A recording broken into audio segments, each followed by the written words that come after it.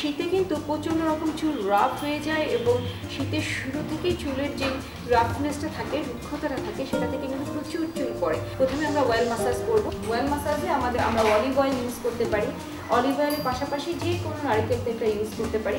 এই তেলটি আমরা একটু গরম করে নেব এবং এই তেলের সাথে যদি আমরা সাপোর্টিভ আইটেম হিসাবে আমরা ভিটামিন ই ক্যাপটি কেটে নিতে পারি। কেটে এই তেলের সাথে মিশিয়ে তুলার সাহায্যে আমরা অয়েল মাসাজটা করব। মনে রাখবেন মাসাজ কিন্তু খুব গুরুত্বপূর্ণ একটা বিষয়। সেটা হচ্ছে যে এই ব্লাড সার্কুলেশনগুলো প্রপার হওয়াতে কিন্তু চুল পড়াটা অনেকটা বন্ধ হয়, কারণ কোনোখানে ব্লকিংটা থাকে।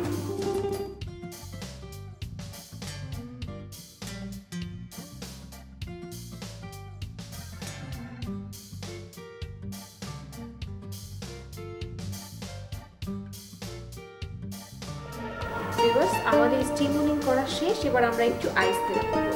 সহজেই আমাদের যে হেয়ার পোরগুলো ওপেন হয়েছে সহজেই এটা কিন্তু বন্ধ হয়ে যাবে। আর এটা যদি আমরা আইস থেরাপি না করি আমাদের হেয়ার পোরগুলো ওপেনই থেকে যাবে।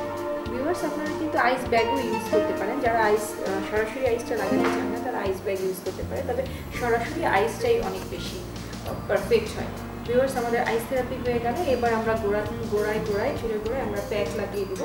অ্যান্টি হেয়ার ফলিং প্যাকটি তৈরি করতে আমরা একটা ডিম দিয়েছি, ডিমের কুসুম আমরা দিয়েছি।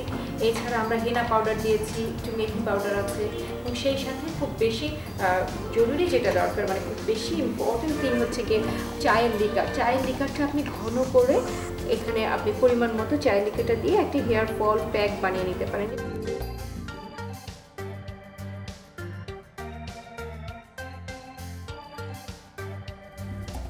যেহেতু মেরিনের হেয়ার ফল প্রবলেম ছিল, আমরা হেয়ার ফল ট্রিটমেন্টটা করেছি, এরপর আমরা শ্যাম্পু করেছি, কন্ডিশনিং করেছি।